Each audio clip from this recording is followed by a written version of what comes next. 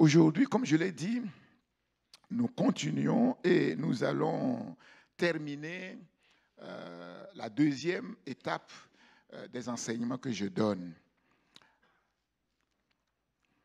La fondation. Nous sommes en train de construire la fondation, atteindre le sommet de Dieu pour atteindre notre propre sommet. Atteindre le sommet de Dieu pour avoir une vision claire de qui est Dieu, qui est Jésus, que nous appelons notre Seigneur et notre Sauveur. Et cette vision nous communique la vision claire de qui nous sommes et pourquoi nous sommes, notre destinée.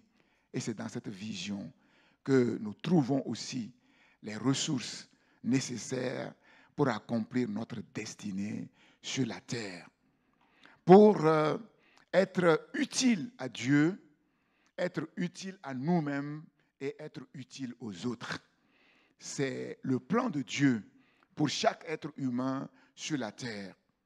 Après la phase introductive, nous avons abordé la phase fondamentale, c'est-à-dire la fondation. La fondation.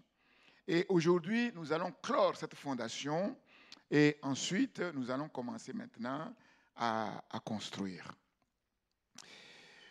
Le potentiel de notre destinée est libéré par Dieu simplement parce que nous demeurons dans l'alliance de l'Éternel. Parce que nous demeurons dans l'alliance de l'Éternel. Nous avons vu que notre potentiel est canalisé par le vigneron pour que nous puissions porter beaucoup de fruits, pour que nous puissions porter davantage de fruits. Pour que le vigneron puisse faire convenablement son travail et de manière efficace, il est nécessaire que nous puissions demeurer dans le cadre, c'est-à-dire dans l'alliance.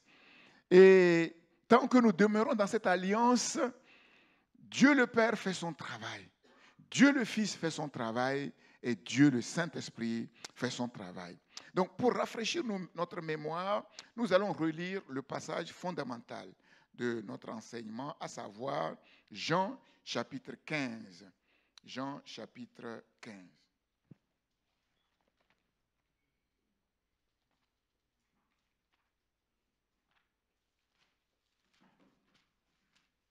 Verset 1er. Jésus dit, « Je suis le vrai cep et mon Père est le vigneron. Tout sarment qui est en moi et qui ne porte pas de fruit, il le retranche. Et tout sarment qui porte du fruit, il l'émonde afin qu'il porte encore plus de fruits. Déjà, vous êtes purs à cause de la parole que je vous ai annoncée. Demeurez en moi et je demeurerai en vous. Comme le sarment ne peut de lui-même porter du fruit s'il ne demeure attaché au cep, ainsi vous ne le pouvez pas non plus si vous ne demeurez en moi. Je suis le cep, vous êtes les sarments. Celui qui demeure en moi et en qui je demeure porte beaucoup de fruits, car sans moi, hors de moi, vous ne pouvez rien faire. Si quelqu'un ne demeure pas en moi, il est jeté dehors comme le sarment et il sèche, puis on le ramasse et on le jette au feu et il brûle. Si vous demeurez en moi et que mes paroles demeurent en vous, demandez ce que vous voudriez et cela vous sera accordé. Si vous portez beaucoup de fruits, c'est ainsi que mon Père sera glorifié et que vous serez mes disciples. Comme le Père m'a aimé, je vous ai aussi aimé. Demeurez dans mon amour. Si vous gardez mes commandements, vous demeurerez dans mon amour, de même que j'ai gardé les commandements de mon Père et que je demeure dans son amour. Je vous ai dit ces choses, afin que ma joie soit en vous et que votre joie soit parfaite, complète. C'est ici mon commandement. Aimez-vous les uns les autres, comme je vous ai aimé. Il n'y a pas de plus grand amour que de donner sa vie pour ses amis. Vous êtes mes amis si vous faites ce que je vous commande. Je ne vous appelle plus serviteur, parce que le serviteur ne sait pas ce que fait son maître. Mais je vous ai appelé amis, parce que je vous ai fait connaître tout ce que j'ai appris de mon Père. Ce n'est pas vous qui m'avez choisi, mais moi, je vous ai choisi, je vous ai établi afin que vous alliez et que vous portiez du fruit et que votre fruit demeure, afin que ce que vous demanderez au Père en mon nom, il vous le donne. Ce que je vous commande, c'est de vous aimer les uns les autres. Amen. Amen. Demeurez en moi comme moi en vous. Souvent, dans ce court passage, le mot « comme » revient souvent, comme le mot « demeurer » d'ailleurs. Demeurez en moi comme moi en vous. Celui qui demeure en moi porte beaucoup de fruits. Hors de moi, vous ne pouvez rien faire. Pardon. Si vous demeurez en moi et que mes paroles demeurent en vous, demandez ce que vous voudrez et cela vous sera accordé. Il est question ici de demeurer. Comment demeurer en Christ? Jésus l'a dit, comme le Christ demeure en nous. Jésus nous demande de demeurer en lui, comme lui, il demeure en nous. Comme lui, il demeure en nous. C'est-à-dire quoi? C'est-à-dire que nous devons nous inspirer de la relation que nous avons avec le Christ qui demeure en nous pour pouvoir nous aussi demeurer en Christ. Dans le chapitre 14, versets 15 à 17, Jésus dit, « Si vous m'aimez, vous garderez mes commandements. Moi, je demanderai au Père de vous donner un autre consolateur, défenseur, un autre avocat, Paraclétos, pour qu'il soit avec vous pour toujours. L'esprit de vérité que le monde ne peut recevoir parce qu'il ne le voit point et ne le connaît point. » Nous voyons ici la différence fondamentale entre l'Église du Seigneur et le monde. Et ce qui fait la différence entre l'Église du Seigneur et le monde, c'est que l'Église du Seigneur est dirigée par un esprit, l'esprit de vérité que Jésus nous a donné, qui nous inspire, qui nous conduit. Mais le monde ne peut pas recevoir cet esprit. Le monde ne le connaît pas. Parce que le monde, lui, il est dirigé par un autre esprit. L'esprit de mensonge, l'esprit impur, l'esprit d'égarement. Ce qui fait que, c'est ça qui fait la différence fondamentale entre le monde et l'Église du Seigneur.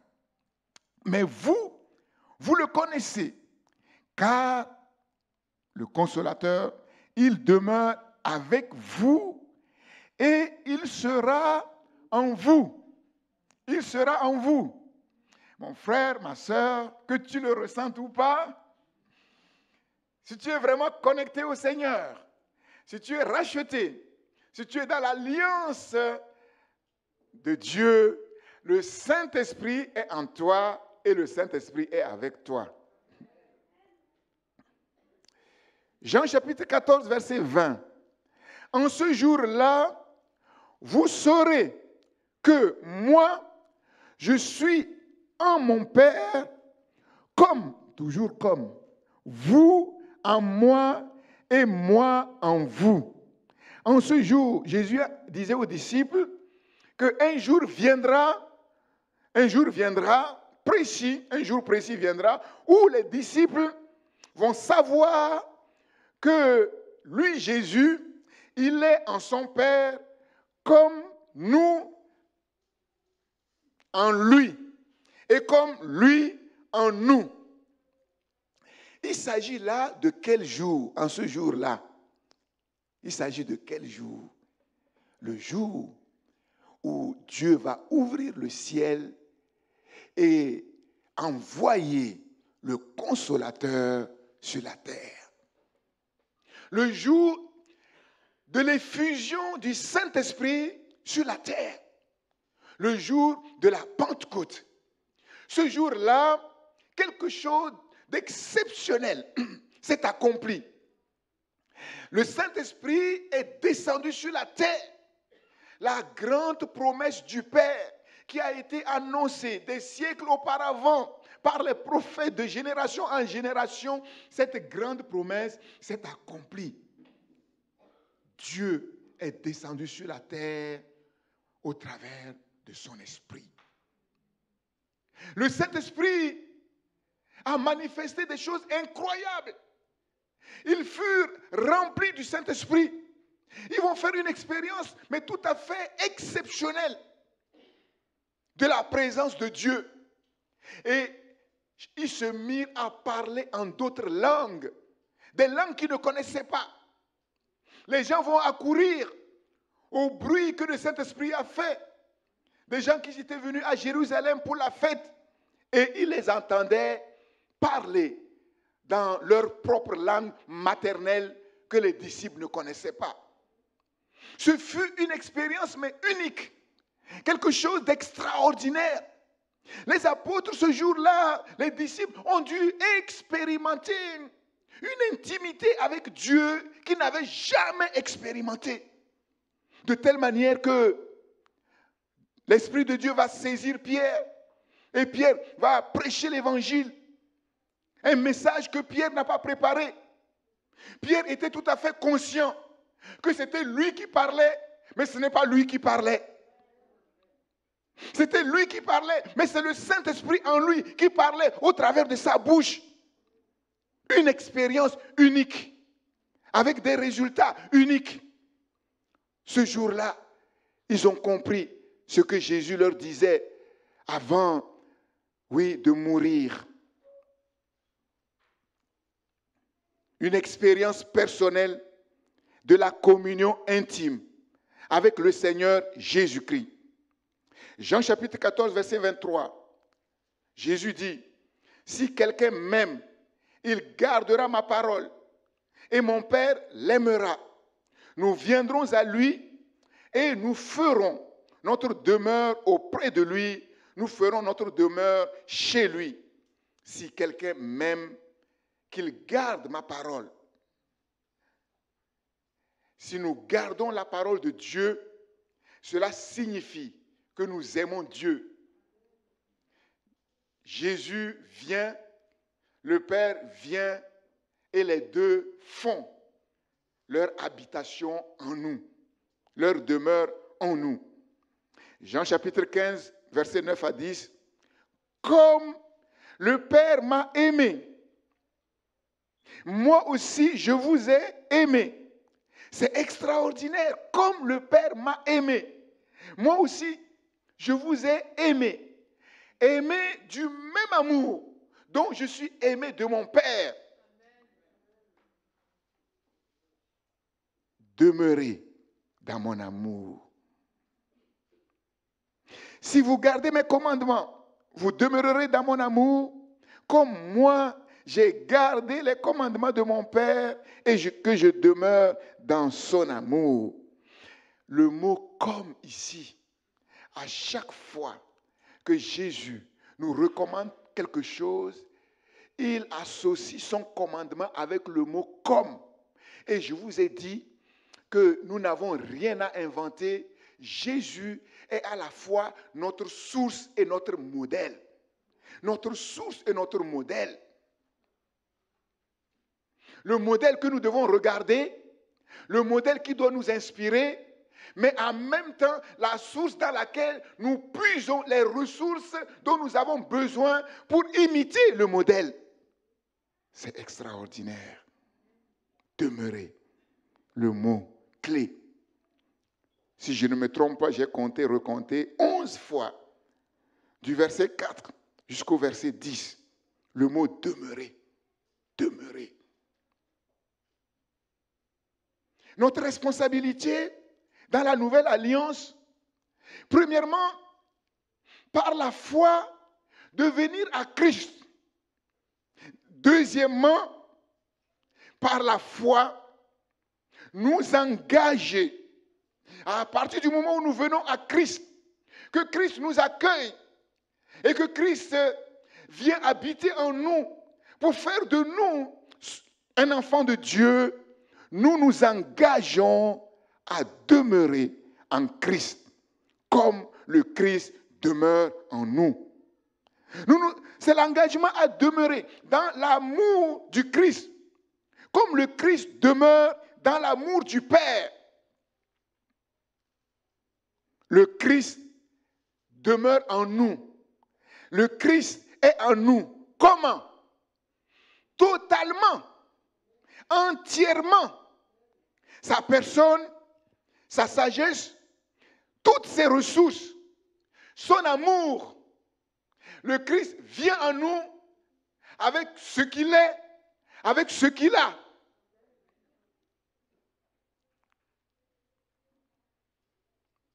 Aimez-vous les uns les autres comme je vous ai aimé. Aimez-vous les uns les autres comme je vous ai aimé. Comment le Christ nous a aimés? Passionnément. La preuve de cet amour passion du Christ pour nous, c'est la croix. Il n'y a pas de plus grand amour que de donner sa vie pour ses amis. Le Christ nous a aimés passionnément. Nous allons le voir. Pour nous, dans 1 Jean chapitre 5, verset 19, pour nous, nous l'aimons. Nous aimons Dieu. Pourquoi? Parce qu'il nous a aimés le premier. Parce qu'il nous a aimés le premier. Nous tâtonnions. Chacun suivait sa propre voie. Mais parce qu'il nous a aimés, il est venu à nous. Il nous a attirés à lui. Nous avons entendu la voix du bon berger. L'évangile du salut en Jésus-Christ a retenti dans nos cœurs. L'amour de Dieu est venu. Nous avons compris que cet homme-là, qui était Dieu, qui pouvait complètement se désintéresser de nous, parce que nous étions vautrés dans le péché, parce que nous faisions des choses qui n'étaient pas dignes de sa gloire. Mais non. Il a laissé sa gloire, ses privilèges, et il est descendu sur la terre, par amour pour nous. Parce qu'il ne voulait pas nous laisser dans la boue du péché. Il ne voulait pas nous laisser dans les mains du tyran, de l'ennemi. Il est descendu par amour pour prendre sur lui nos fautes, pour prendre sur lui nos châtiments, sur la croix en mourant comme une infâme personne, comme une vile personne, comme quelqu'un de rien du tout. Il nous a aimés le premier. Et il nous a témoigné concrètement de son amour. Nous avons vu son amour. Nous avons goûté à son amour. Quand nous sommes venus à lui, comment il nous a accueillis sans reproche. Il nous a lavés dans son sang. Et il a mis en nous des trésors, la paix qu'on n'avait pas, la joie qu'on n'avait pas, la vie qu'on courait à gauche, à droite pour chercher et qu'on ne trouvait jamais. Il nous a montré son amour. Et quand nous l'avons accepté, quand nous l'avons reçu avec son amour. L'amour de Dieu est répandu dans nos cœurs par le Saint-Esprit. La parole de Dieu dit que nous sommes créés à l'image de Dieu. Nous sommes créés à la ressemblance de Dieu. Ça veut dire quoi? L'image de Dieu. Ça veut dire quoi? La ressemblance de Dieu. Ça veut dire simplement que nous sommes créés pour aimer. Non pas de n'importe quel amour, mais de l'amour même de Dieu. À la ressemblance de Dieu. Dieu est amour. créés pour aimer de l'amour de Dieu. C'est-à-dire passionnément. Comme Dieu nous a aimés. Passionnément, comme Dieu nous a aimés. Et je crois qu'avant que Adam et Ève ne tombent, c'est dans cette relation passionnée, passionnelle, que Adam et Ève vivaient avec Dieu. Dieu venait constamment dans le jardin d'Éden, parler, communiquer, échanger avec Adam et Ève. C'était la passion. Mais le péché qui est entré dans le monde a dénaturé l'homme, a corrompu l'homme, a corrompu cette passion, cet amour que Dieu a mis dans le cœur de l'être humain. De telle manière que l'être humain n'était plus franchement, totalement, selon, on pourrait dire, la ressemblance de Dieu qu'il a créé, parce que le péché a dénaturé cet amour. À partir de là, l'amour que l'être humain manifeste est faussé. L'amour que l'être humain manifeste est tourné sur lui-même. Un amour narcissique. L'être humain est devenu égoïste, égocentrique. L'amour narcissique, moi. La passion qui devait manifester vis-à-vis de Dieu est détournée. Détournée de Dieu vers quoi? Vers la création, vers la créature. L'être humain préfère les animaux parfois aux êtres humains. La créature. Et l'être humain croit que pour être heureux sur la terre, ce dont il a besoin, c'est de trouver un homme qu'il aime ou une femme qu'il aime. Et il cherche à gauche, à droite. Parfois, il trouve.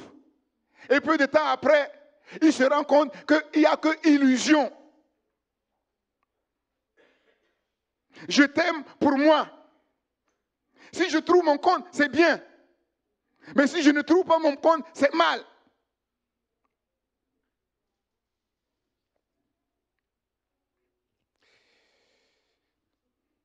L'éducation du Père, c'est de nous purifier de ces passions corrompues, de ces passions débridées par la convoitise, par l'orgueil, par la vanité, afin que nous puissions retrouver l'amour de base, la passion de base. Aimer Dieu comme Dieu nous a aimés.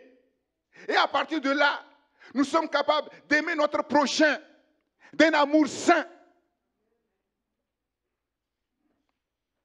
Nous sommes rendus capables de faire le bien de Dieu. Non pas du bien à notre manière, selon nos raisonnements, selon nos pensées, qui au final ne donnent rien, ne durent qu'un temps. Mais l'amour, le bien qui demeure, parce que fondé sur l'amour de Dieu. L'œuvre de Dieu que Dieu accomplit demeure toujours, parce que l'œuvre de Dieu a pour fondement son amour. Et l'amour ne périt jamais. Une famille, un couple qui est fondé sur le véritable amour de Dieu, quelles que soient les intempéries, quels que soient les vents, quelle que soit la tempête, oui, ce couple, cette famille tient. Parce qu'elle est fondée sur du solide, sur du roc, sur l'amour de Dieu. Et non pas sur le sable des raisonnements et des sentiments humains qui varient un peu comme le rythme de la météo.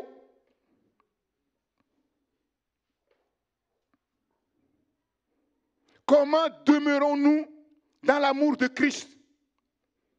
Jésus l'a dit, en gardant mes commandements.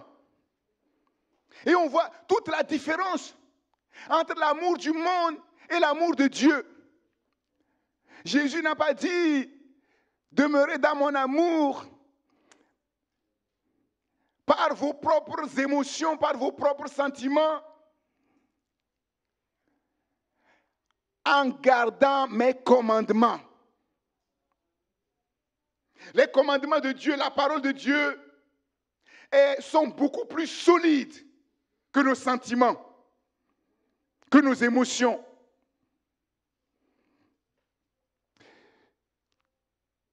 Je vous ai dit que le privilège de la nouvelle alliance, c'est que Dieu est notre Père. Et Dieu est devenu notre Père parce que nous sommes devenus les enfants de Dieu. Nous sommes devenus une nouvelle créature, une nouvelle création. Dieu a fait quelque chose en nous, une transformation. Dieu a changé notre cœur de pierre en cœur de chair. Et non seulement il a transformé notre nature, mais il a écrit ses lois dans notre cœur et dans notre esprit. Les lois et les commandements de Dieu sont dans notre esprit, sont dans notre cœur. Et non seulement cela, Dieu nous a donné son esprit. Dieu nous a donné son esprit. Comment garder les commandements du Christ? C'est le ministère du Saint-Esprit. C'est le ministère du Saint-Esprit. Ézéchiel chapitre 36, verset 27. Je mettrai mon esprit en vous et je ferai en sorte que vous suiviez mes ordonnances et que vous observiez et pratiquiez mes lois. Je mettrai mon esprit en vous et je ferai en sorte que vous suiviez mes ordonnances, que vous gardiez mes commandements et que vous les mettiez en pratique. Par l'Esprit de Dieu, non seulement Dieu a accompli cette œuvre en nous, qui nous libère de ce mal, qui nous libère de nos passions débridées, de nos passions corrompues, mais Dieu a mis son esprit en nous pour nous aider à garder ses commandements et à les mettre en pratique.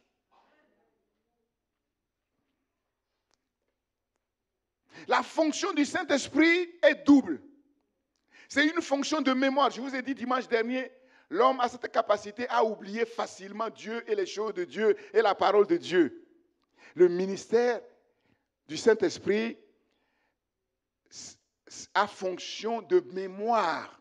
Jean 14, verset 26. Je lis pour vous. Mais le consolateur, le paraclétos, l'avocat, le défenseur, l'Esprit Saint, que le Père enverra à mon nom, vous enseignera toutes choses et vous rappellera tout ce que je vous ai dit. Si le Saint-Esprit est en nous, si nous sommes connectés avec le Saint-Esprit, les enseignements que Dieu nous donne, que nous méditons, que nous étudions, au jour favorable, quand on en a besoin, si on les a oubliés, le Saint-Esprit les ramène dans notre mémoire. Jean 16, verset 12. Jean 16, verset 12. J'ai encore beaucoup de choses à vous dire, mais vous ne pouvez pas les porter maintenant. Notre faiblesse dans la chair. Quand le consolateur, le paraclétos sera venu, le défenseur, l'esprit de vérité, il vous conduira dans toute la vérité. Car il ne parlera pas de lui-même, mais il dira ce qu'il aura entendu et il vous annoncera des choses à venir. Il me glorifiera parce qu'il prendra ce qui est à moi et vous l'annoncera. Donc le Saint-Esprit, la deuxième fonction du Saint-Esprit, c'est réactualiser la révélation de la parole de Dieu. Mémoire et réactualisation. Donc, nous pouvons faire confiance au Saint-Esprit qui nous a été donné pour être avec nous toujours, qui est en nous, qui est avec nous dans toutes les situations. Et c'est le Saint-Esprit qui manifeste en nous et au travers de nous l'amour de Christ. L'amour de Christ. L'amour de Dieu, c'est le fondement de la nouvelle alliance comme nous l'avons compris. L'amour de Dieu, c'est le fondement du christianisme. De telle sorte que le christianisme n'est pas une religion comme les autres religions. Le christianisme, ce n'est pas une philosophie, ce n'est pas une théorie. Le christianisme consiste, on pourrait dire le christianisme, on doit définir simplement le christianisme, c'est une relation d'amour entre l'être humain et son Dieu. que vous ne trouverez nulle part ailleurs, dans aucune religion. Aucune religion. Demeurer en Christ, c'est demeurer dans l'amour du Christ. L'amour que le Christ nous a témoigné concrètement dans les évangiles. Et quand nous lisons le discours d'adieu, c'est un discours fondamental, très important. Jean 13 jusqu'à Jean 17. Nous voyons que le discours d'adieu commence par l'amour et finit par l'amour. Regardez, Jean 13, verset 1er. Jean 13, verset 1er. Avant la fête de la Pâque, Jésus, sachant que son heure était venue, de passer de ce monde au Père, et ayant aimé les siens qui étaient dans le monde, mit le comble à son amour pour eux. Mis le comble à son amour pour eux. D'autres versions disent, il les aima jusqu'à la fin. Il les aimait jusqu'à la fin. Pourquoi jusqu'à la fin? Nous savons ce que Jésus a traversé. Nous savons ce que Jésus a traversé, le feu que Jésus a traversé. Et c'est dans les problèmes qu'on reconnaît les vrais amis. C'est dans les problèmes qu'on voit celui qui aime et celui qui n'aime pas. Et ce que Jésus a traversé, ce n'est pas un problème comme nos petits problèmes, comme tous les problèmes du monde entier. Non, c'est infiniment plus que cela. Mais les souffrances que Jésus allait traverser ne l'ont pas déstabilisé, n'ont pas déstabilisé son amour. Il les aima jusqu'à la fin. Une autre version dit, il les aima jusqu'à l'extrême. Waouh! Donc, ce qui suit là, il faut que nous comprenions ce que ça veut dire. C'est l'expression de l'amour de Dieu à l'extrême. Mais nous, les êtres humains, quand quelqu'un dit qu'il t'aime là, on s'attend à ce que bisous, bisous, il soit gentil. Ça, c'est les êtres humains. Bisous, bisous. Quand ça chauffe, on mange les bisous. Quand ça chauffe, les bisous vont te sortir de ton problème. Vous voyez, ce qu'on appelle amour là, c'est comme les haillons dont on se revêt. Mais on ne sait pas que c'est les haillons. Comment on sait que c'est les haillons? C'est qu'on sait on pense que c'est quelque chose de bien, on s'est rebattu. Et plus tard, on se rend compte qu'on s'est trompé. Et pour revêtir l'amour de Dieu, il faut se dévêtir de ces haillons. Tous ces films à l'eau de rose là, je t'aime moi non plus. Il faut jeter ça à la poubelle. Il faut jeter ça à la poubelle.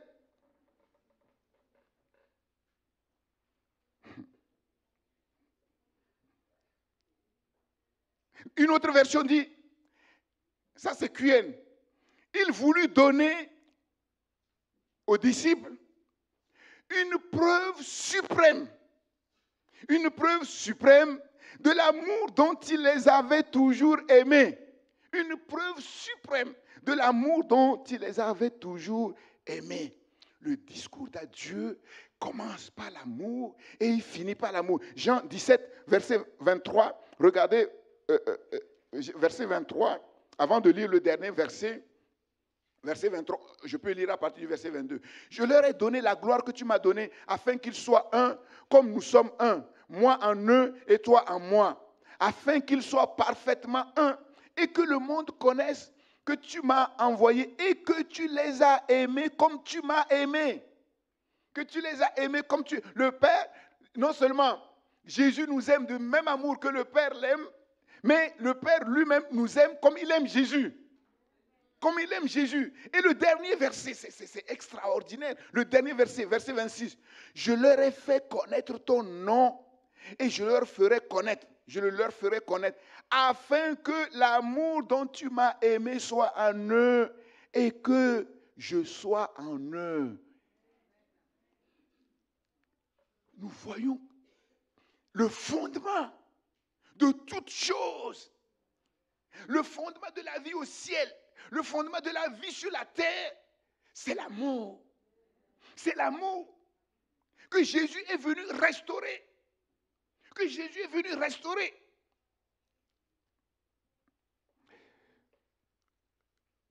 Jean 13 nous parle de quoi? Quelle est cette preuve extrême d'amour? que Jésus va manifester vis-à-vis de ses disciples? Le lavement des pieds. On va se dire, mais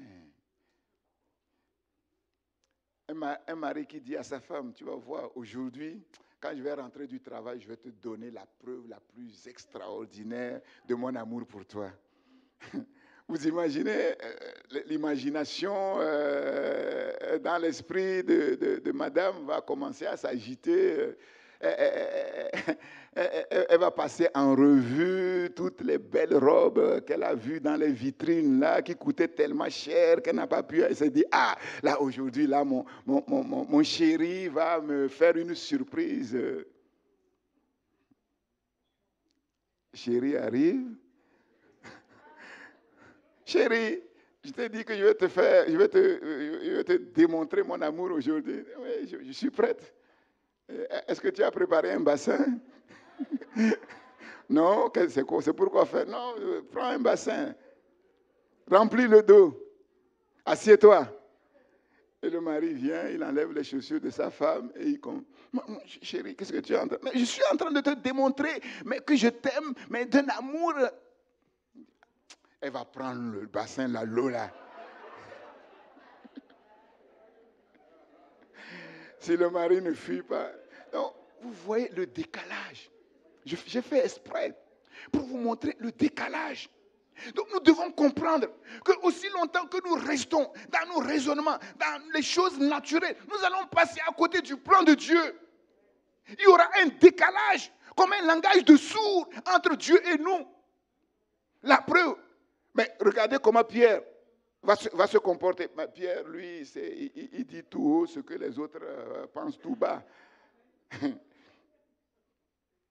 Le lavement des pieds, c'est l'amour sans limite du Christ. Sans limite du Christ. C'est simplement incroyable. C'est simplement extraordinaire. Un geste révolutionnaire qui renverse les valeurs et les codes du monde. Le lavement des pieds, c'est l'amour du Christ, l'amour de Dieu qui ne recule jamais devant rien. Cela nous enseigne que Dieu est toujours prêt à s'abaisser quand c'est nécessaire pour ses enfants. Déjà, les parents sur la terre, qui sont des êtres humains comme leurs enfants, s'abaissent difficilement devant leurs enfants. Encore moins, n'en parlons même pas des grands sur cette terre. L'amour du Christ ne recule devant rien. Dieu, quand c'est nécessaire, peut s'abaisser pour ses enfants. Jusqu'où Dieu est prêt à s'abaisser pour ses enfants, pour leur témoigner son amour. Jusqu'où? Il n'y a pas de limite. Il n'y a pas de limite. Il n'y a pas de limite. La preuve, c'est le fils prodigue. La preuve, c'est le fils prodigue. Il n'y a pas de limite. Il n'y a pas de limite. Ça renverse complètement les codes dans le monde. Ça renverse complètement les valeurs. Jésus dit, les grands de ce monde, les rois, ceux qui dirigent, ils martyrisent les gens. C'est les gens qui viennent faire courbette devant eux. Jamais on a vu un roi sur la terre s'abaisser devant un clochard. Jamais. Même un chef d'État devant son premier ministre, jamais c'est le premier ministre qui doit faire la courbette. Sans parler des autres. C'est simplement inimaginable. Le but du lavement des pieds, c'est quoi? Quel est le but? Jésus est en train de faire une œuvre suprême. Le but du lavement des pieds, c'est de purifier les disciples, leur assurer un plein pardon, un pardon total dans leur marche avec Dieu. Quand Jésus ne sera plus là, dans leur pèlerinage avec Dieu, quand Jésus ne sera plus là, afin que rien ne vienne faire obstacle à la communion intime entre Dieu le Père et les disciples. C'est incroyable. C'est le renversement total de l'ordre ancien et l'institution de l'ordre nouveau fondé sur l'amour sans limite de Dieu. C'est cet amour qui a conduit Dieu le Père à donner son Fils unique, celui en qui il a mis toute son affection.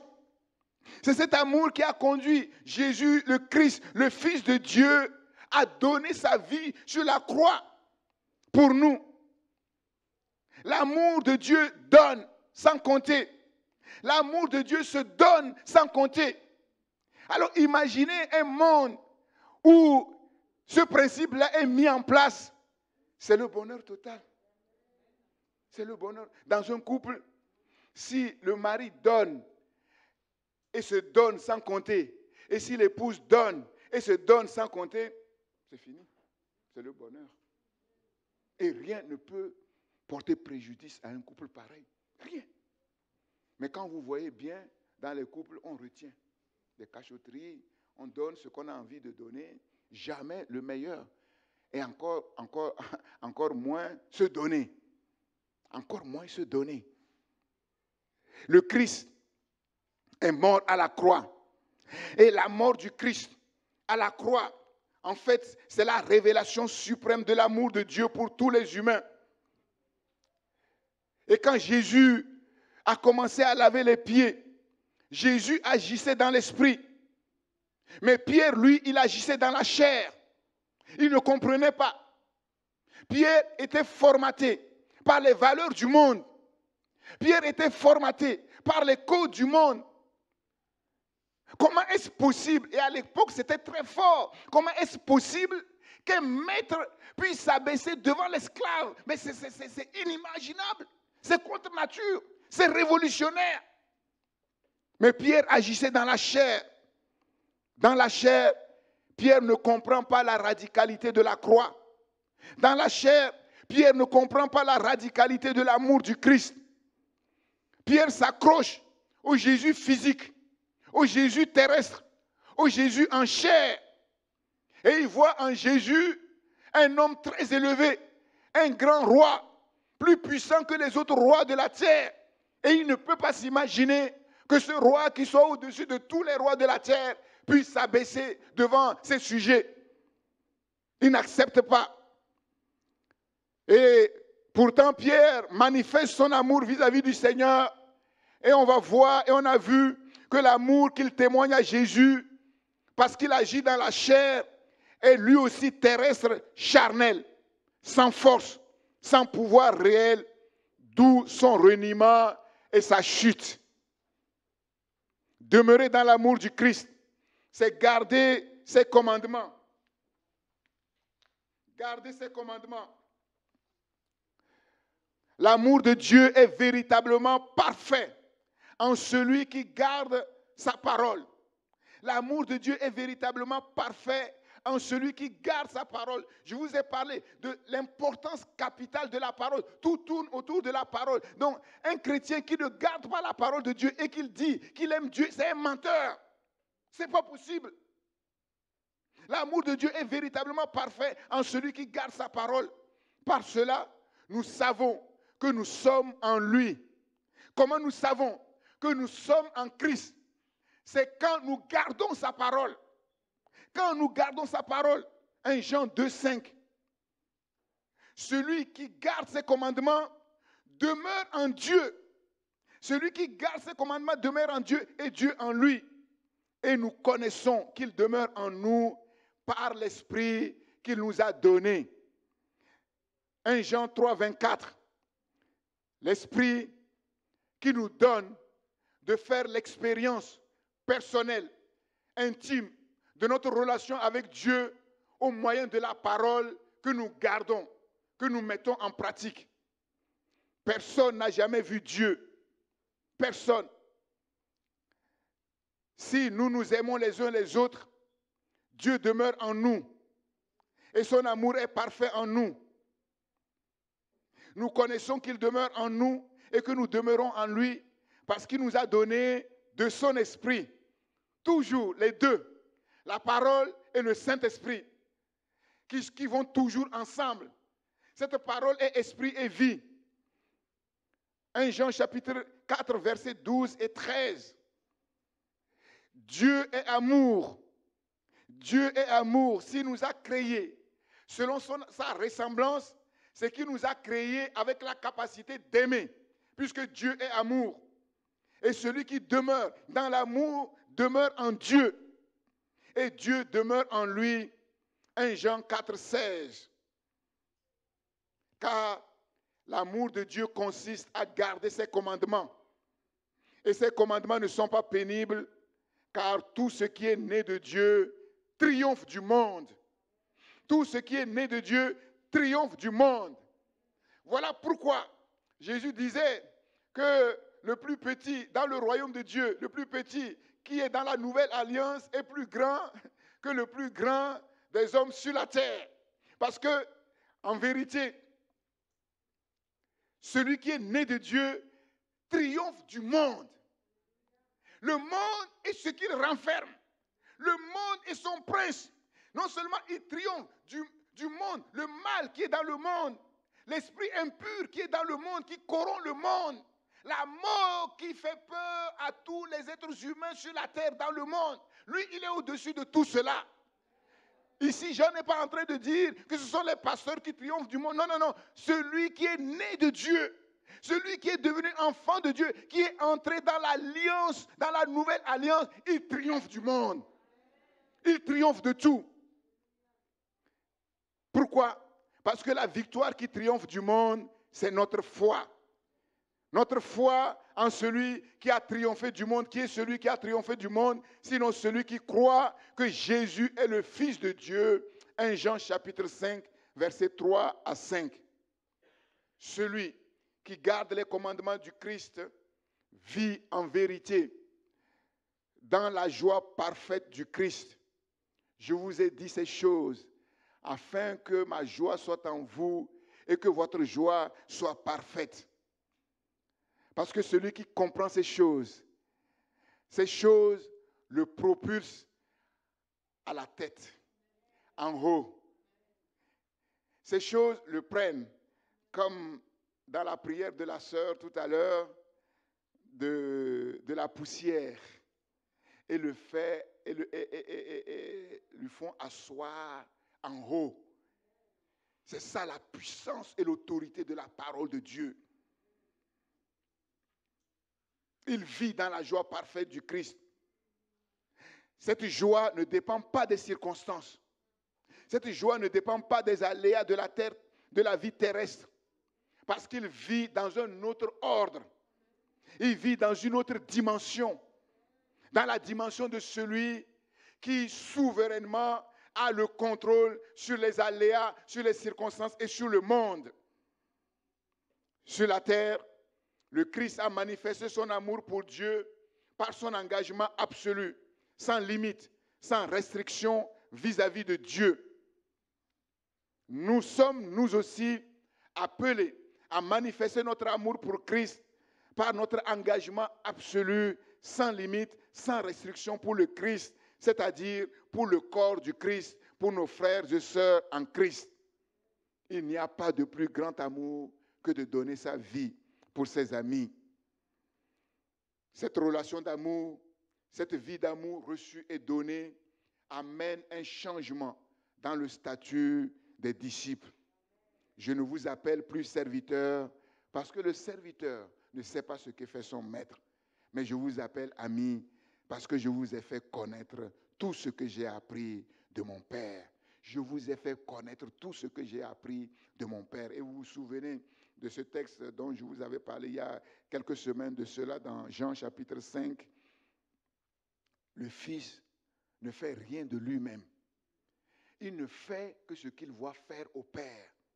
Et tout ce que le Père fait, le Fils aussi le fait pareillement. Parce que le Père aime le Fils.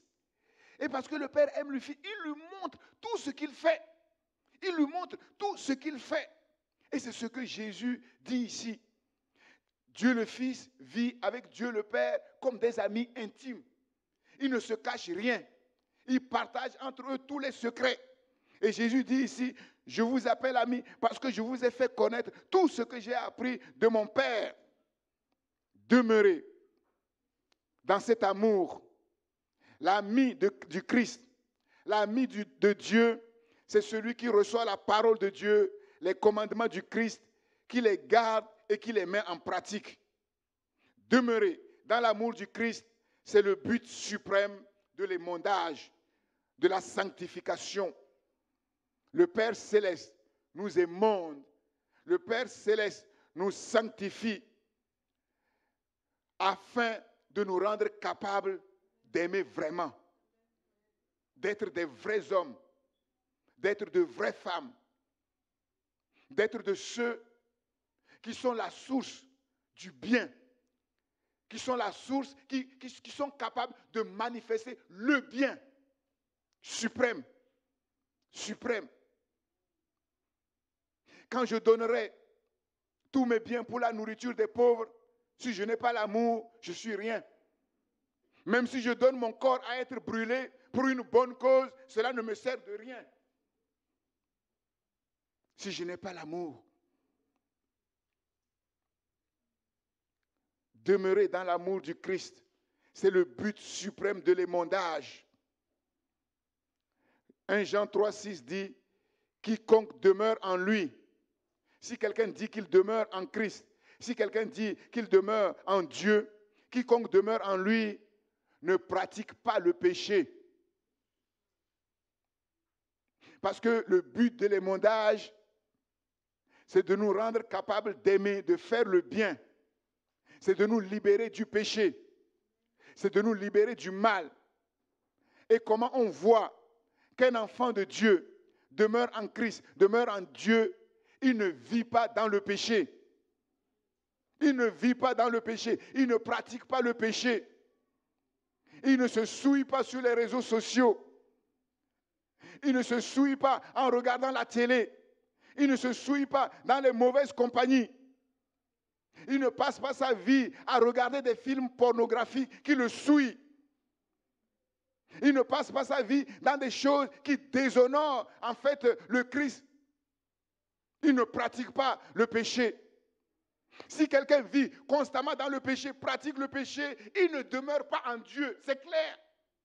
Parce que le but de l'émondage, justement, c'est de nous libérer du péché.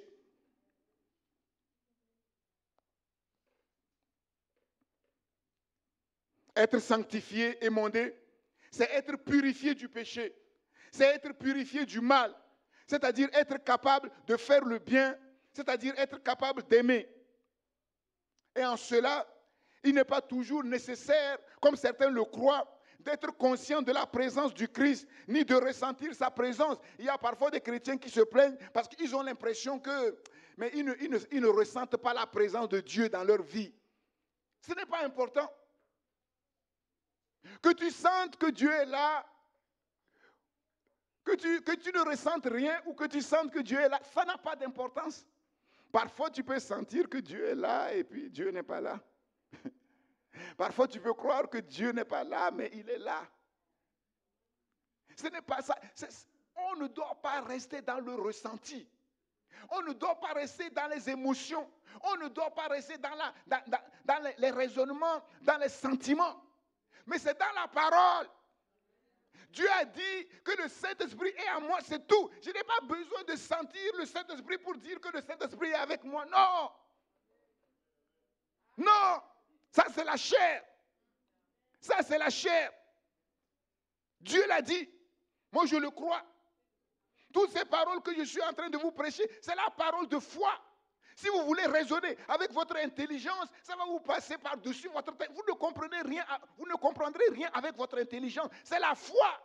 Parce que cette parole qui nous a créés, elle nous dépasse infiniment. Simplement, nous disons que la parole de Dieu est la vérité. Dieu ne ment pas. C'est cette parole qui nous a créés. Nous disons oui et amen. C'est-à-dire, nous disons, c'est la parole qui est la vérité. Nous la saisissons. Même si nous ne voyons rien, nous nous attachons à cette parole. Et ce que nous ne voyons pas aujourd'hui, demain nous allons le voir. Parce que la parole de Dieu ne ment pas. Dieu l'a dit, c'est comme ça. Il n'y a pas à discuter. Il n'y a pas à discuter. Je n'ai pas besoin de ressentir la présence de Dieu. Si Dieu veut m'amener dans une expérience, oui, c'est son problème. S'il ne m'amène pas, moi je suis dans la joie. Je vous ai dit ces choses pour que quand le Saint-Esprit va venir en vous, vous allez ressentir quelque chose. Non, pour que votre joie soit parfaite. J'ai entendu ces choses. J'ai reçu ces choses. Je suis dans la joie. Ce n'est pas ma joie. C'est la joie de la parole que j'ai reçue. La joie du Christ qui est dans cette parole, que cette parole libère en moi. Je n'ai pas besoin de ressentir quelque chose. Quand ça ne va pas, je me souviens de la parole de Dieu, je la proclame, et même si ça ne va pas, j'ai quand même la joie dans le cœur, j'ai quand même la paix dans le cœur. C'est ça la vérité de Dieu. C'est la foi. C'est la parole de foi que nous proclamons. Si tu te regardes, si tu attends de sentir des choses, tu ne sentiras rien. Ou bien le diable va venir te biaiser. Il va amener des songes bizarres. Il va amener des sensations bizarres. Nous avons vu la dernière fois avec Eliphaz. L'esprit est passé, il était dans le faux. Il était dans le faux. Il n'est pas toujours nécessaire d'être conscient de la présence de Dieu, ni de ressentir sa présence. L'essentiel, c'est de nous laisser émonder par le Père Céleste et de ne rien tolérer qui nous sépare de notre Dieu. C'est tout. Si nous nous laissons émonder et que nous faisons attention de nous séparer de tout ce qui est impur, de tout ce qui nous sépare de Dieu, que nous sentons ou que nous ne sentons pas, Dieu est là. Nous sommes connectés à Dieu. Nous sommes attachés au cep comme le sarment est attaché. Nous sommes attachés au cep comme le sarment est attaché au cep, c'est tout. C'est ça. C'est aussi facile que ça. Si vous demeurez en moi et que mes paroles demeurent en vous, demandez ce que vous voudrez et cela vous sera accordé. Mais c'est extraordinaire. Là, c'est quoi? Ça s'appelle quoi? Le tout de Dieu. Illimité de Dieu. Carte blanche. Chèque en blanc. Chèque en blanc. Dieu nous donne chèque en blanc si nous rentrons vraiment dans les choses qui nous montrent, qui nous révèlent. Tout à l'heure, nous avons entendu le témoignage de Lila. Ce qui a amené toutes ces choses extraordinaires, c'est la parole que je lui ai prêchée, qu'elle a écoutée, qu'elle a reçue. Elle écoutait parfois dans la semaine plusieurs fois le même message. Parfois, quand elle cuisinait, elle écoutait le message. Regardez les résultats.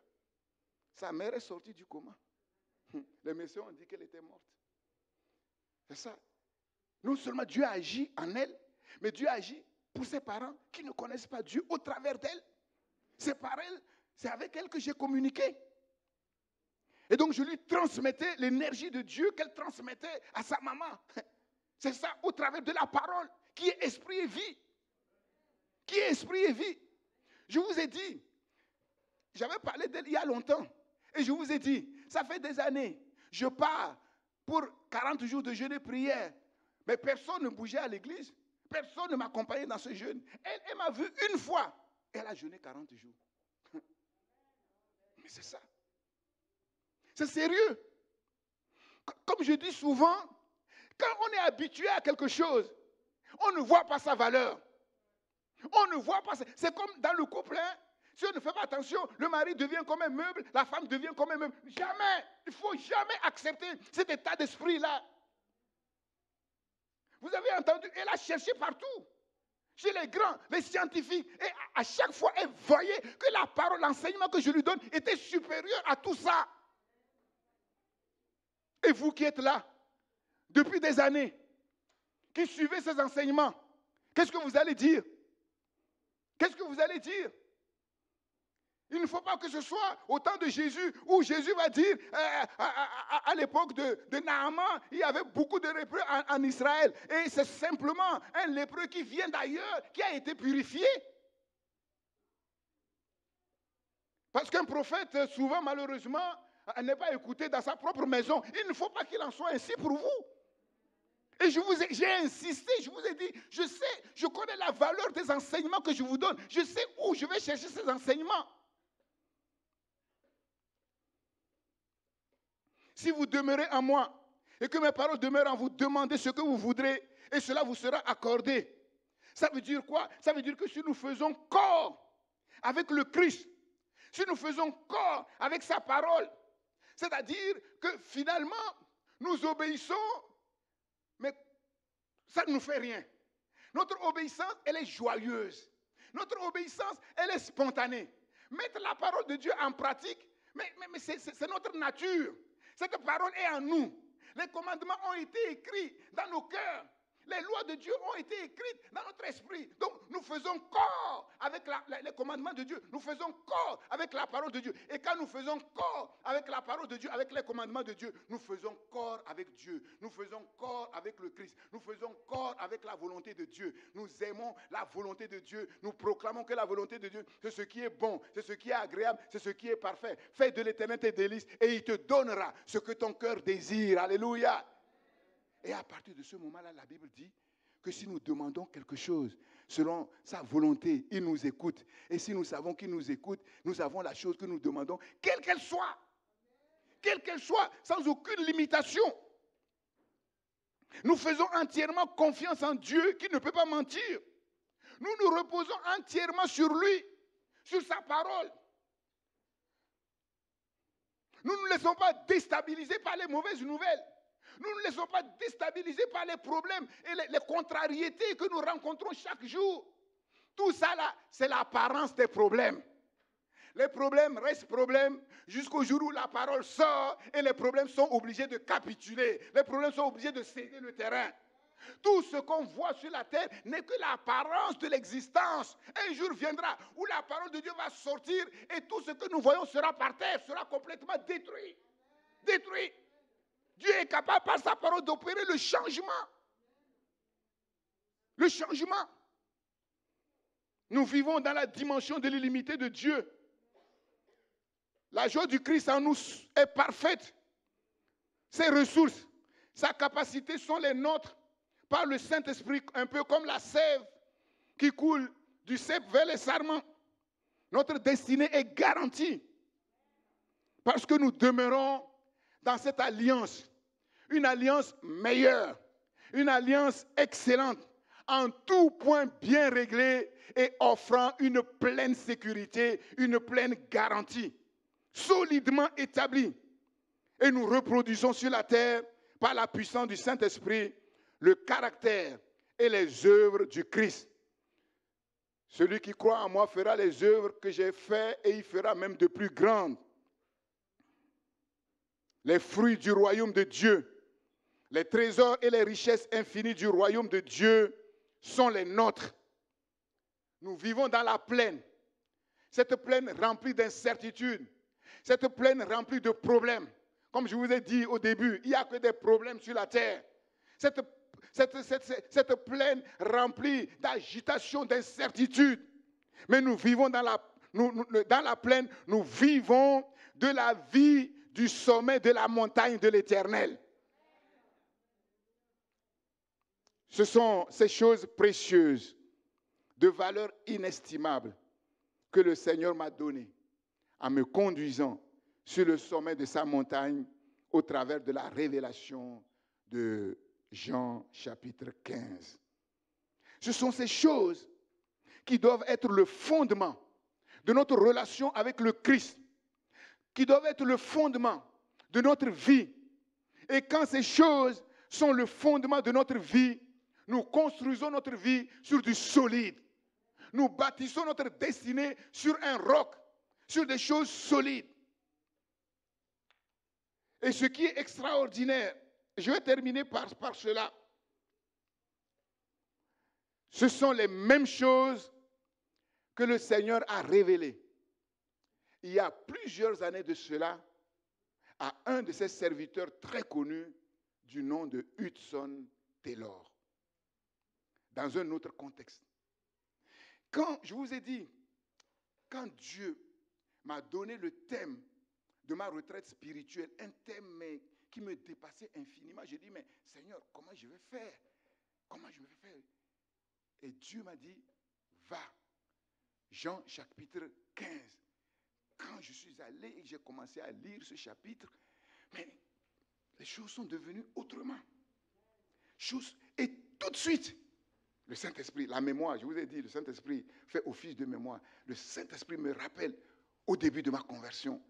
Et au début de ma conversion, vers le début de ma conversion, avec mon épouse, on avait acheté un DVD sur Hudson Taylor, l'apôtre et le fondateur de la mission en Chine, à l'intérieur de la Chine.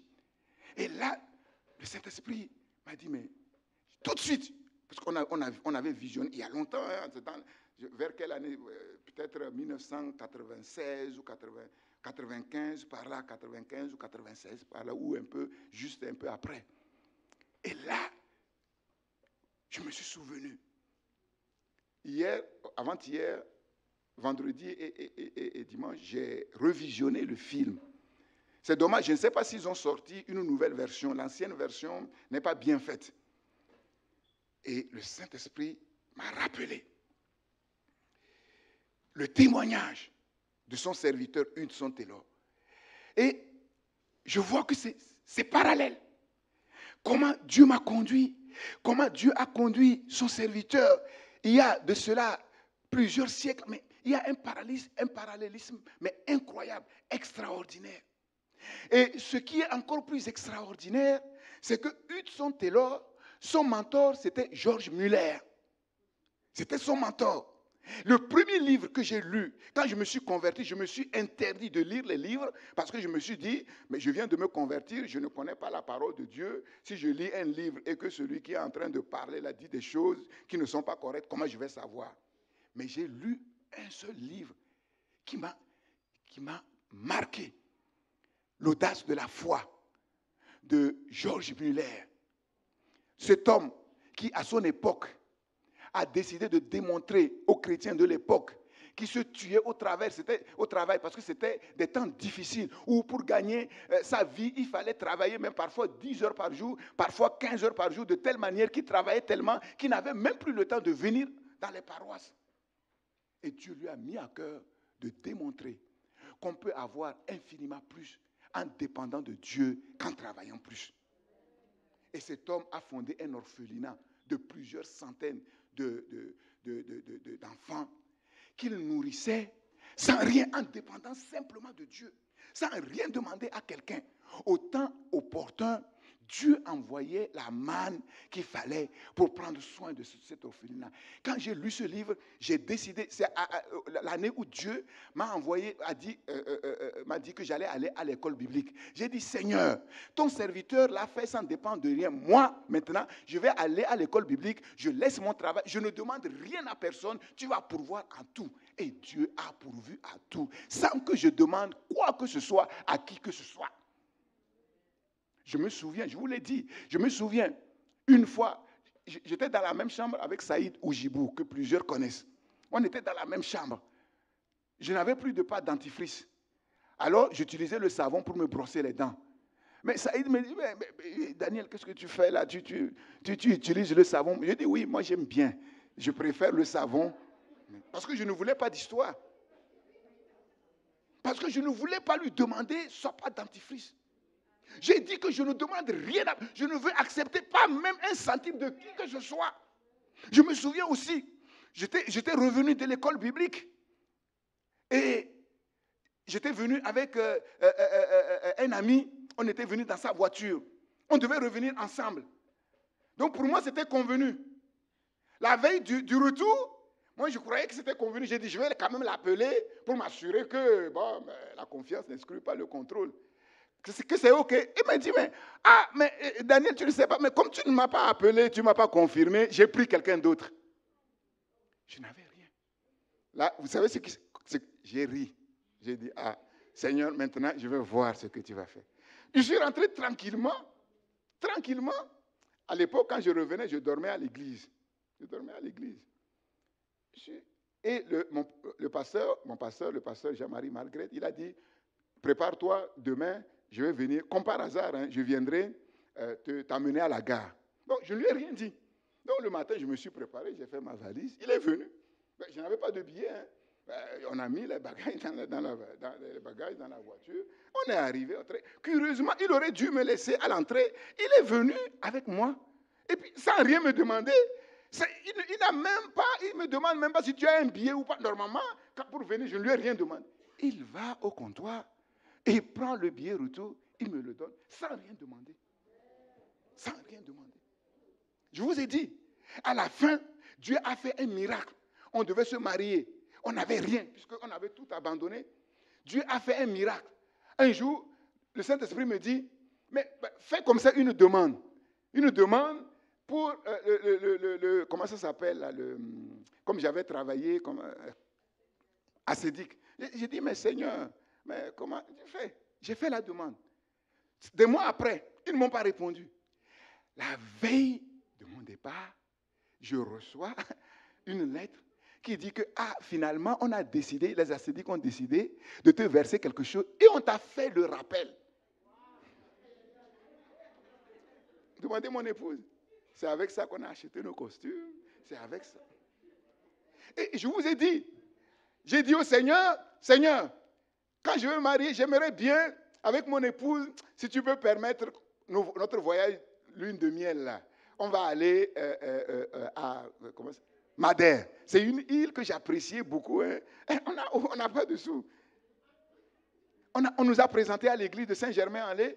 Après la présentation, un frère portugais vient me voir. Il dit, j'ai une maison au Portugal, mais si vous voulez, après votre mariage, aller vous reposer, il n'y a pas de problème. Moi, je vous donne les clés. Puis, j'ai dit, c'est super. Là, Portugal, on se rapproche de Madère.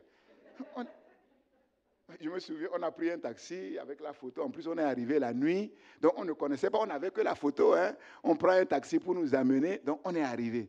On a dit, bon, on était, je ne sais plus dans quelle ville. On a dit, bon, on va aller à Lisbonne, la capitale, pour se promener. Donc, on marchait. On a vu une agence. J'ai dit à mon époux, mais allons quand même demander. On n'a rien. Hein.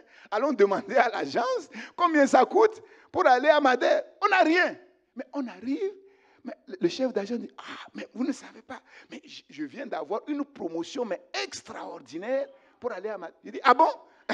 On saute dessus, on prend, sans argent. On ne sait pas quand on va arriver à Madère où on va loger. Donc on prend nos bagages, on prend l'avion, on arrive à Madère. On s'est dit, quand on va arriver à l'aéroport, on va se renseigner pour voir s'il n'y a pas une petite chambre quelque part. On se renseigne à l'aéroport, il nous donne une adresse. On prend le taxi pour aller. Le taxi dit, non, laissez ça c'est rien. Moi je connais une adresse, mais super. C'est comme ça, sans rien, sans grand-chose, on arrive à Madère et la maison qui nous a conseillé, une petite maison vraiment taillée sur mesure avec un balcon qui donne sur la mer. Donc, vous voyez, seulement il ne faut pas figer Dieu. Dieu conduit tantôt d'une manière, tantôt d'une autre. C'est ça. Donc, au travers de l'enseignement de George Muller, j'ai fait une expérience. Curieusement, j'ai vu que l'un de ses élèves, Hudson Taylor, mais c'était lui qui était son mentor. Un homme de Dieu authentique. Hudson Taylor. Il arrive en Chine. En Chine, il ressentait chaque jour un manque de quelque chose. Pourtant, Dieu était avec lui. Il a fait des expériences authentiques avec Dieu. Mais il disait, mon âme est desséchée. Mon âme est sèche. Je ne comprends pas. Il avait demandé 2 choses à Dieu. Un ministère d'évangéliste auprès des Chinois et une femme. Donc, comme Dieu lui a accordé le ministère d'évangéliste auprès des Chinois, il pensait que c'est parce qu'il n'a pas la femme. Et quand la femme viendra, mais peut-être que son vide sera comblé.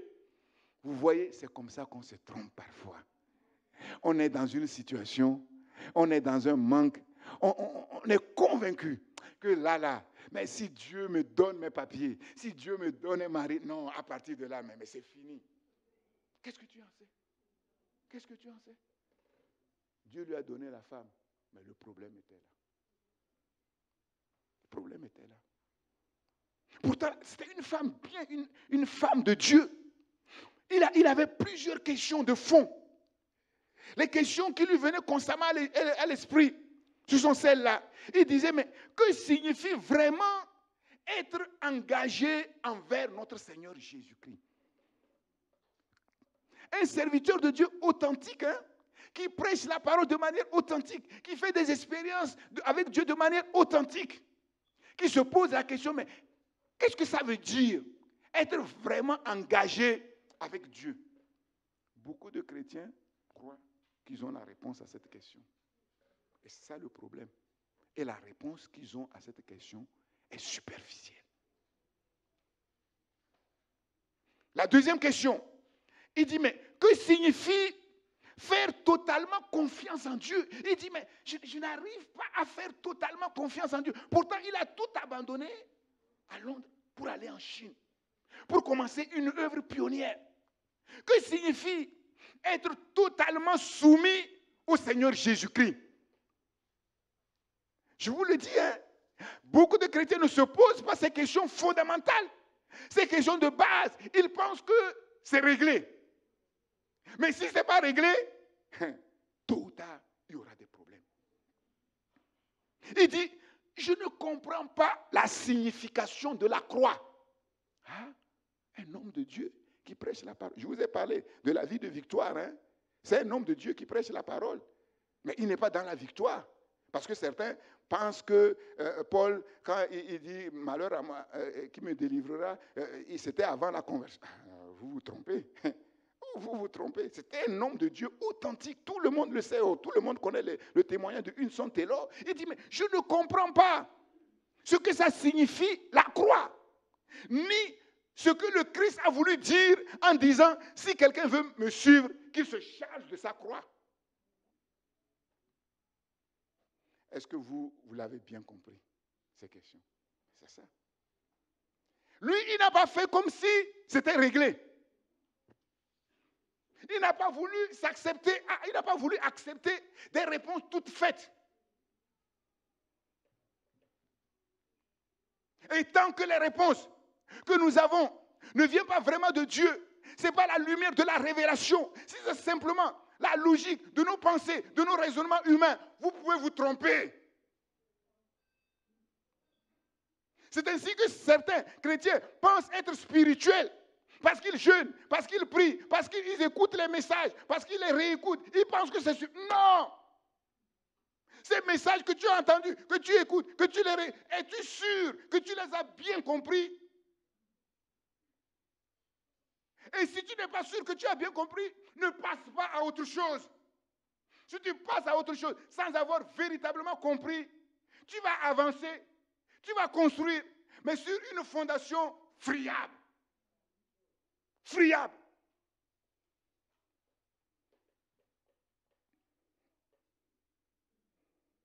Et c'est là, il a crié à Dieu. Et Dieu va conduire son serviteur sur le sommet de sa montagne par la révélation de sa parole sainte. Et la révélation qu'il a reçue, qui a été la solution radicale et définitive, qui l'a maintenant conduit dans la vraie victoire en Christ, c'est la révélation de Jean 15, le cep et les sarments. Jésus est la vigne, c'est lui le cep. Et il dit, j'ai compris que quand Jésus dit, je suis le vrai cep, ce que ça veut dire, c'est qu'il est en vérité plus que le cep. Il est tout. Il est le cep, il est le sol, il est les pieds de vigne, il est les racines, il est l'eau, il est l'air, il est tout. Il est tout. Et nous sommes des sarments attachés à lui. Et ce que le Seigneur lui a révélé, c'est que être un sarment attaché à lui, à Christ, au cep, ça veut dire quoi? En lui, nous sommes complets, puisqu'il est tout. En lui, nous sommes achevés, puisqu'il a tout accompli. En lui, nous sommes parfaits par le Saint-Esprit. Et c'est cela l'excellence de la nouvelle alliance. Je vous l'ai dit, à la différence des anciennes alliances, où Dieu prend quelqu'un quelque part et il va d'une certaine manière, petit à petit, l'équarrir comme il a fait avec Abraham pour qu'il puisse devenir un chef-d'œuvre. Nous commençons à l'envers. Nous commençons à être parfaits d'abord, puisque nous recevons tout de Christ, puisque Christ a tout accompli.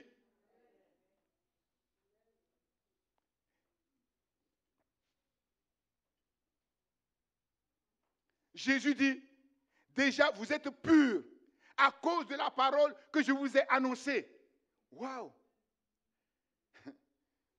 Vous êtes purs, lavés, sanctifiés par la parole que vous avez entendu.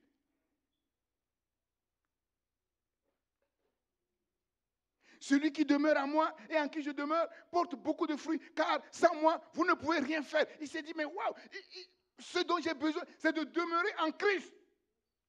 Et il a compris ceci, que je n'acquiers pas la foi en luttant. Je n'acquiers pas la foi en luttant. Mais la foi que j'ai reçue en tant qu'enfant de Dieu me permet de me reposer sur la puissance et l'amour d'un Sauveur tout-puissant qui a tout accompli pour moi.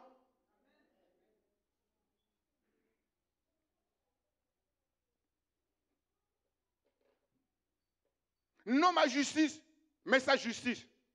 Non mes œuvres, mais ses œuvres. Non ma force, mais sa force. Non ma sagesse, mais sa sagesse. Non ma vie, mais sa vie. J'ai été crucifié avec Christ. Si je vis, ce n'est plus moi qui vis, c'est le Christ qui vit en moi. Purifié, dirigé.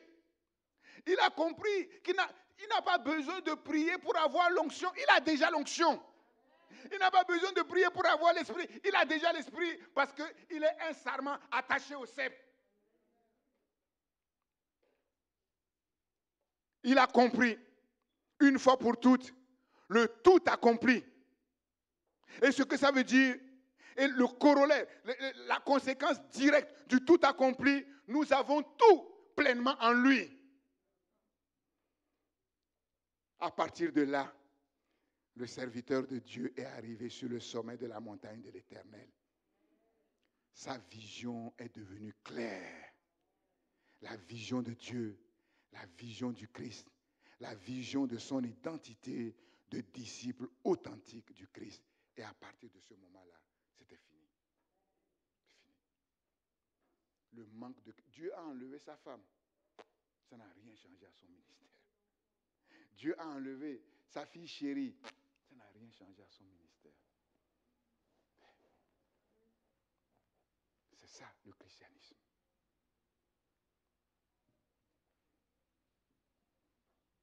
Je crains que les chrétiens aujourd'hui soient plus attachés au confort de cette vie matérielle qu'à Christ et à la vie que Dieu nous donne. Il va conclure en disant ceci. Dieu donne le meilleur à tous ceux qui laissent à Dieu le privilège de choisir pour eux. C'est très profond. Aucun de nous ici ne peut accéder par lui-même au meilleur. Impossible.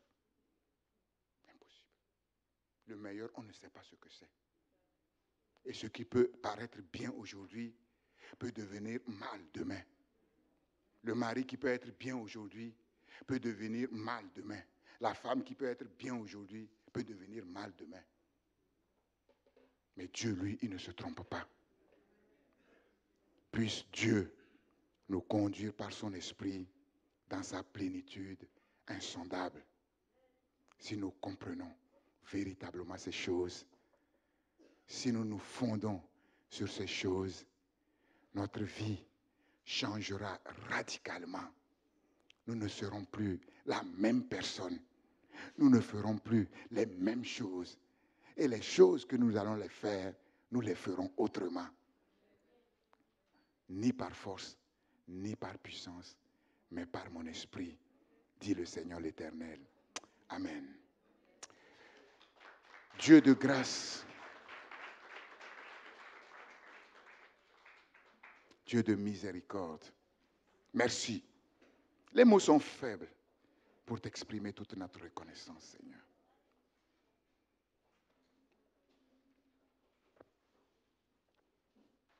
Nous voulons bâtir sur du solide. Nous voulons vivre sur le fondement inébranlable, Seigneur. L'amour. L'amour. Cet amour que le diable cherche par tous les moyens à détruire. Parce qu'il connaît la valeur et l'importance Il sait très bien que celui qui vit, celui qui fonde sa vie dans la relation d'amour avec Dieu, il est intouchable. Et il devient dangereux pour son royaume, pour son héritage et ses biens. Mais ta parole proclame: qui nous séparera de l'amour de Dieu manifesté en Jésus-Christ? Personne, à condition que nous demeurons dans l'alliance d'amour dans laquelle nous sommes entrés pour vivre cette relation d'amour avec notre Dieu. Seigneur,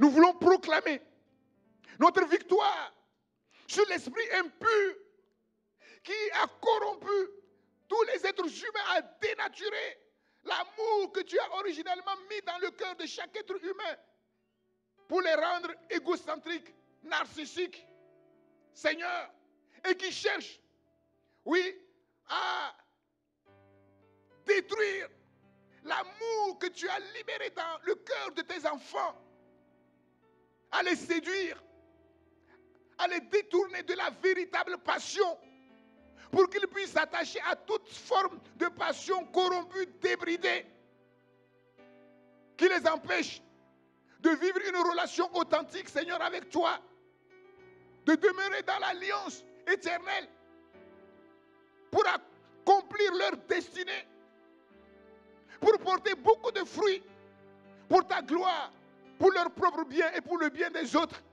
Seigneur, nous nous opposons à cet esprit impur. Au nom de Jésus-Christ, toutes ces manœuvres secrètes, toutes ces œuvres secrètes, comment ils tentent au travers de tous les moyens de communication, en particulier les réseaux sociaux, les moyens de communication, Seigneur, qu'ils placent, Seigneur, sous les yeux de tes enfants comme des appâts, Seigneur, oh Dieu. Père, nous voulons renverser toutes leurs œuvres au nom puissant de Jésus-Christ.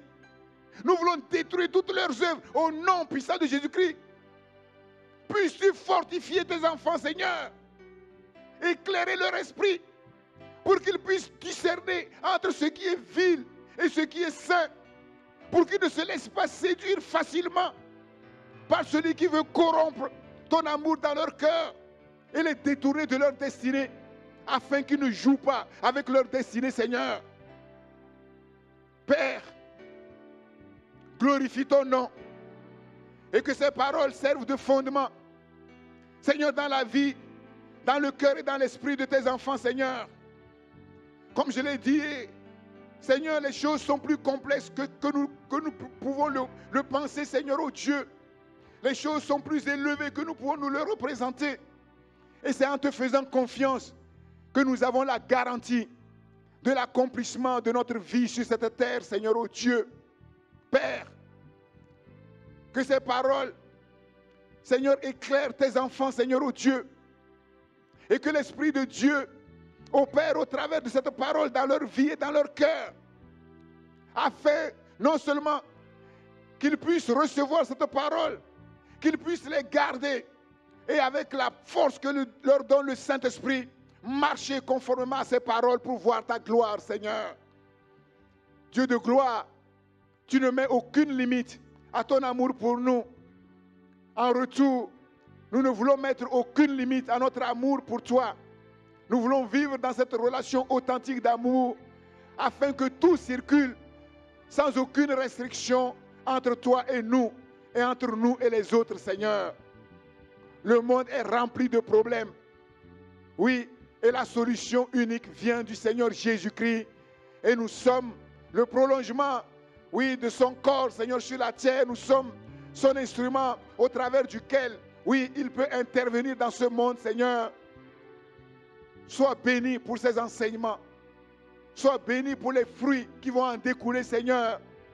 Ce n'est pas la foi que j'ai prêchée et ce n'est pas la foi que je prie, Seigneur.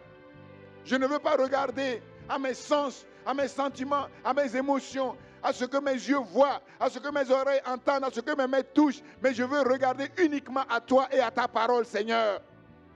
Tu ne mens pas et ta parole ne ment pas. Au temps opportun, ta parole s'accomplit fidèlement, au-delà de toutes nos espérances, Seigneur. Sois béni pour ces enseignements, au nom de Jésus-Christ. Merci notre Dieu et Père. Amen. Amen. Et amen.